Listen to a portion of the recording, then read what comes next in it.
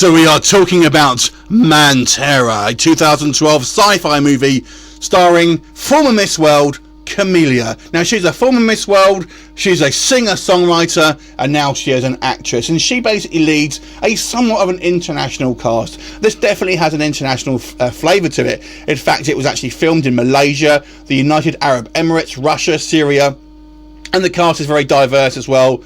So, you know, props to that. Now, this had a budget of $4 million, which is somewhat surprising. I review a lot of kind of B-movie films that have a lower budget than this, but this one kind of looks really cheap.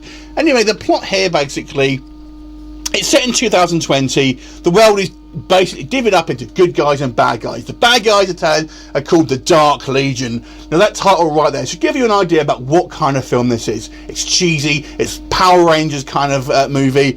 And basically, the good guys have developed this kind of robotic exo-suit, and the bad guys want it. So this kind of female scientist, who is played by a former Miss World, of course, she basically sends this kind of robotic suit away, and this guy who is this kind of like bit of a loner, a bit of a nerd, is a gamer. He manages to get hold of this kind of suit of armour, which basically, at first he thinks is just a regular motorbike, but then transforms into a robotic exoskeleton. And of course, he teams up with the good guys to fight the bad guys in a kind of robo smackdown at the end of the movie. So this film is a definitely derivative of, I would say, certainly Iron Man and Transformers, although it definitely has a Power Rangers and Kamen Rider feel to it as well. It's hard to tell who this is aimed for, because the feel of it is very much like aforementioned Power Rangers, but you do have scenes where you have kind of people getting gunned down and things like that, although it's not as particularly graphic or anything like that. It does happen, which is, you know, somewhat unusual for what I thought was going to be a kids film. Anyway, let's talk about the positives and negatives in a bit more detail.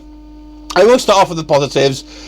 The people are going to watch this for the robots first and foremost, and I have to say, I liked the design of the robots here. I mean, if you are a fan of the Transformers movies, then you may want to check this one out, because I have to say, the actual designs here look a little bit more like your classic Transformers than the actual movies do.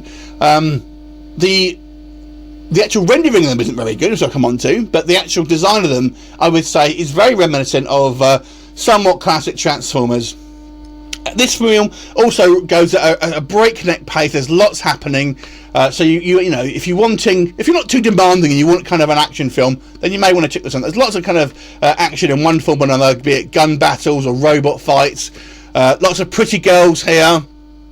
So if you are a 14-year-old boy, then you kind of this is the film for you. If you like the Transformers movies and you kind of wanted to see a little bit more, but you're not too worried about the budget side of things, then check this film out.